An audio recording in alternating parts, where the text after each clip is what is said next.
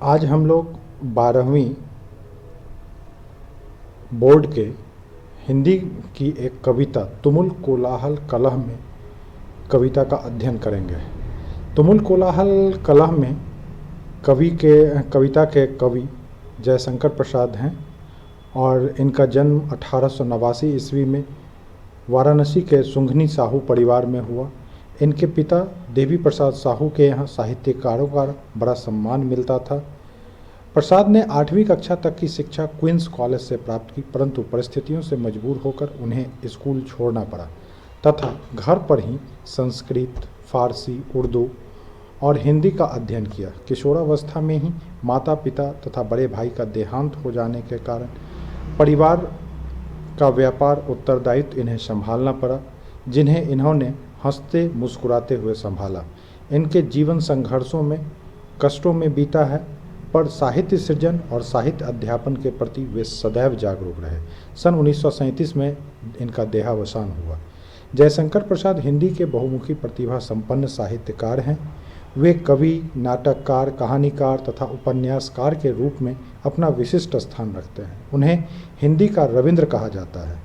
चित्रधारा, कानन कुसुम, प्रेम पथिक, महाराणा की महत्व, झरना, लहर, आंसू तथा कामायनी जैसी प्रसिद्ध काव्य रचनाएं इन्होंने की है। कामायनी जयशंकर प्रसाद का महाकाव्य है। यह छायावाद की ही नहीं, आधुनिक हिंदी काव्य की अमूल्य निधि है। प्रसाद के नाटक विशाख, अजातशत्रु, स्कंदगुप्त, ध्रुव स्वामिनी, चंद्रगुप्त आदि, कंकाल, तीली, इरावती, अधूरा इनके उपन्यास हैं। छाया, आंधी, प्रतिध्वनि, इंद्रजाल तथा आकाशदीप इनके 5 कहानी संग्रह हैं। जयशंकर प्रसाद के काव्य की मुख्य विशेषताएं इस प्रकार हैं कि वे छायावादी कवि होने के साथ साथ उनके काव्य में प्रेम और सौंदर्य का चित्रण है। प्रकृति सौंदर्य के भी वे अद्भुत चितेरे हैं। नारी की गरिमा उनके काव्यों और नाटकों में अंकित है। रहस्य भावना भी कहीं कहीं झलकती है। उनका महाकाव्य कामायनी मानवता के विकास की कथा प्रस्तुत करता है।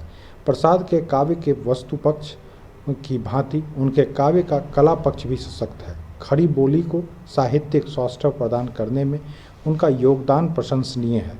रस, छंद आदि का रमणीयता में उनका काव्य है। समग्रतः प्रसाद आधुनिक काव्य के सर्वश्रेष्ठ कवि हैं, इसमें कोई संदेह नहीं है। तुमुल कोलाहल कलह कविता का सारांश विभिन्न परीक्षाओं में और ख़ास करके आगामी बिहार बोर्ड की परीक्षा में पूछा जाना एक तुरुप सा लग रहा है कि निश्चित रूप से यह पूछा जाएगा ही। तो सारांश को मैं आप तमाम छात्र छात्राओं से आग्रह करूंगा कि आप इसे नोट कर लें और याद कर लें, क्योंकि यह 5 नंबर के प्रश्न में अक्सर पूछा जाता है।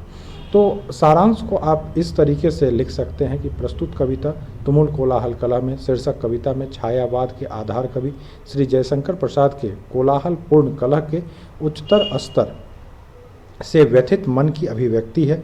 बिंदु कवि निराश तथा हतोत्साहित नहीं है। कवि संसार की वर्तमान स्थिति से क्षुब्ध अवश्य है, किंतु उन विषमताओं एवं समस्याओं में भी उन्हें आशा की किरण दृष्टिगोचर होती है।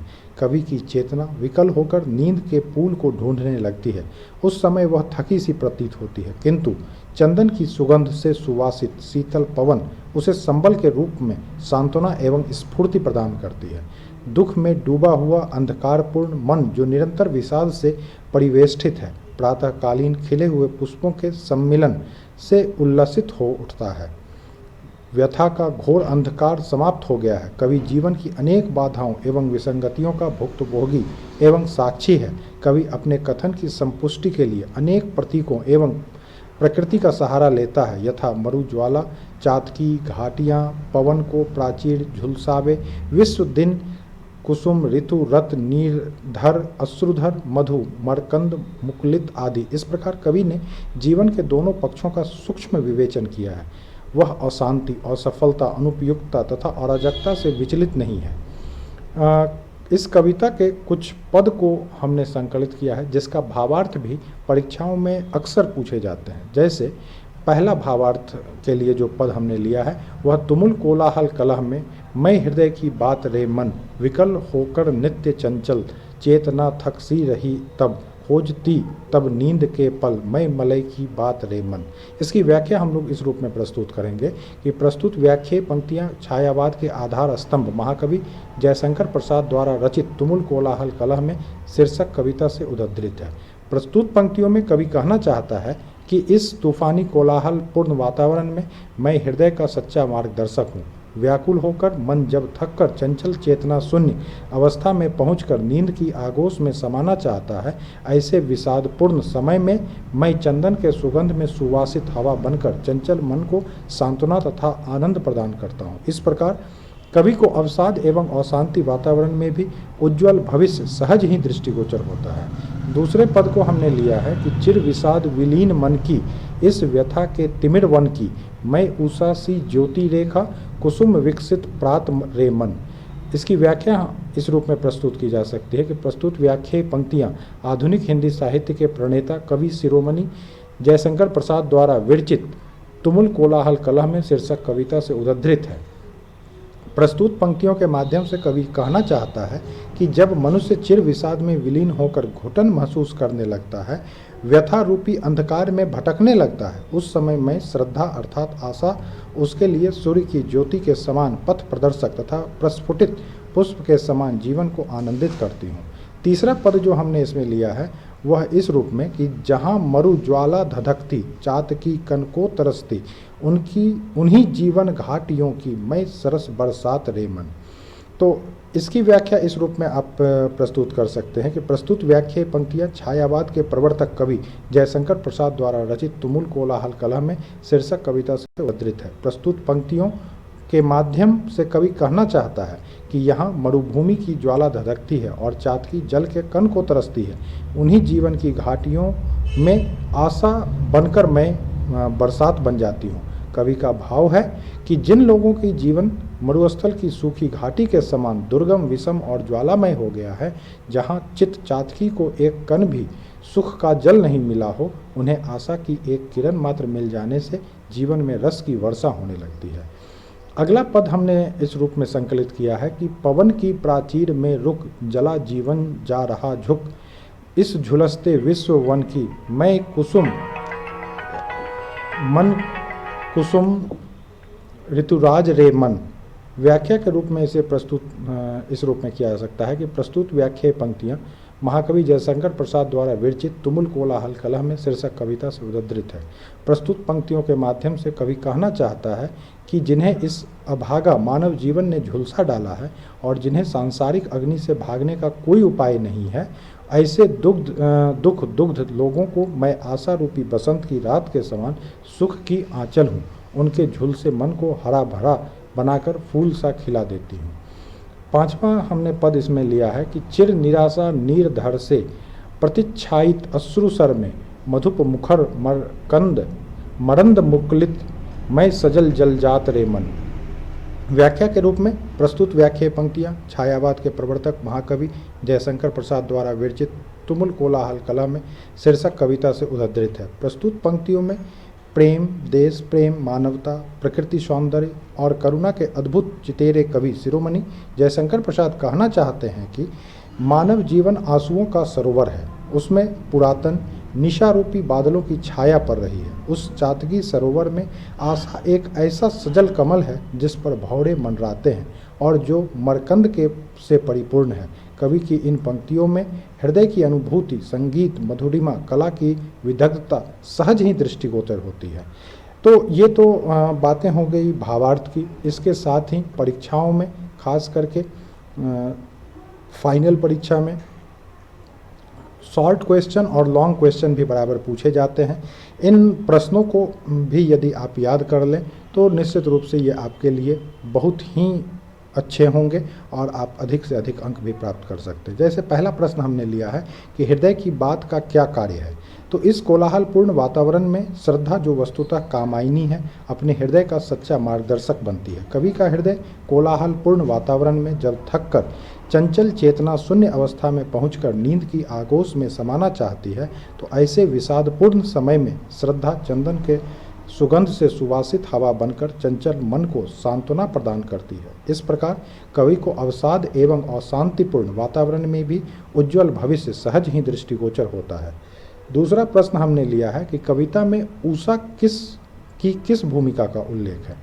तो इसका उत्तर हम लोग इस रूप में देंगे कि छायावादी कवि जयशंकर प्रसाद द्वारा रचित तुमुल कोलाहल कलह में शीर्षक कविता में उषा काल की एक महत्वपूर्ण भूमिका का उल्लेख किया गया है। उषा काल अंधकार का नाश करता है। उषा काल के पूर्व संपूर्ण विश्व अंधकार में डूबा रहता है। उषा काल होते हुए सूर्य की रोशनी अंधकार रूपी जगत में आने लगती है। सारा विश्व प्रकाशमय हो जाता है। सभी जीव जंतु अपनी गतिविधियां प्रारंभ कर देते हैं। जगत में एक आशा एवं विश्वास का वातावरण प्रस्तुत हो जाता है। उषा की भूमिका का वर्णन कवि ने अपनी कविता में की है। तीसरा प्रश्न हमने इसमें लिया है, चातकी किसके लिए तरसती है। तो चातकी एक पक्षी है। उत्तर में हम लोग देंगे जो स्वाति की बूंद के लिए तरसती है। चातकी केवल स्वाति का जल ग्रहण करती है। वह सालों भर स्वाति के जल की प्रतीक्षा करती रहती है और जब स्वाति का बूंद आकाश से गिरता है तो वह जल ग्रहण करती है। इस कविता में यह उदाहरण सांकेतिक है। दुखी व्यक्ति सुख प्राप्ति को आशा में चातकी के समान उम्मीद बांधे रहते हैं। कवि के अनुसार एक न एक दिन उनके दुखों का अंत होता है। चौथे प्रश्न के रूप में हमने लिया है कि बरसात की सरस कहने का क्या तात्पर्य है। तो उत्तर में हमने लिया है कि बरसात जलों का राजा होता है। बरसात में चारों तरफ जल ही जल दिखाई देते हैं। पेड़ पौधे हरे भरे हो जाते हैं। लोग बरसात में आनंद एवं सुख का अनुभव करते हैं। उनका जीवन सरस हो जाता है, अर्थात जीवन में खुशियाँ आ जाती है। खेतों में फसल लहलहाने लगते हैं। किसानों के लिए समय तो और भी खुशियाँ लाने वाला होता है। इसलिए कवि जयशंकर प्रसाद ने बरसात को सरस कहा है। पांचवा प्रश्न में हमने लिया है कि काव्य सौंदर्य स्पष्ट करें। किस रूप में। तो पवन की प्राचीर में रुक जला जीवन जा रहा झुक, इस झुलसते विश्व वन की मैं कुसुम ऋतुराज रे मन। तो उत्तर में हम लोग देंगे कि जयशंकर प्रसाद द्वारा रचित यह पद्यांश छायावादी शैली का सबसे सुंदर आत्मगान है। इसकी भाषा उच्च स्तर की है। इसमें संस्कृत निष्ठ शब्दों का अधिक प्रयोग हुआ है। यह गद्यांश सरल भाषा में न होकर सांकेतिक भाषा में प्रयुक्त है। प्रकृति का रोचक वर्णन इस पद्यांश में किया गया है। इसमें रूपक अलंकार का प्रयोग हुआ है, जैसे विश्व वन रूपी। इसमें अनुप्रास अलंकार का भी प्रयोग हुआ। अनुप्रास अलंकार के कारण पद्यांश में अद्भुत सौंदर्य आ गया है। तो इस तरीके से हम लोग शॉर्ट क्वेश्चन और लॉन्ग क्वेश्चन को अपनी उत्तर पुस्तिका में अंकित कर एवं याद कर बिहार बोर्ड की फाइनल 12वीं की परीक्षा में हिंदी की जो परीक्षा होगी उसमें अधिक से अधिक अंक प्राप्त कर सकते हैं। यदि आप लोग अभी तक भी इस ज्ञान टॉपर्स ट्यूटोरियल के चैनल को सब्सक्राइब नहीं किए हैं तो आपसे आशा एवं उम्मीद होगी कि आप इस चैनल को सब्सक्राइब कर लें ताकि आगे आने वाले जितने भी वीडियोज़ हों उसका नोटिफिकेशन सबसे पहले आप तक पहुंच सके। इतना के साथ साथ इन प्रश्नों को याद कर आप अधिक से अधिक अंक प्राप्त करें। यदि किसी भी प्रकार की परेशानी हो तो आप कमेंट करके भी बता सकते हैं। जय हिंद।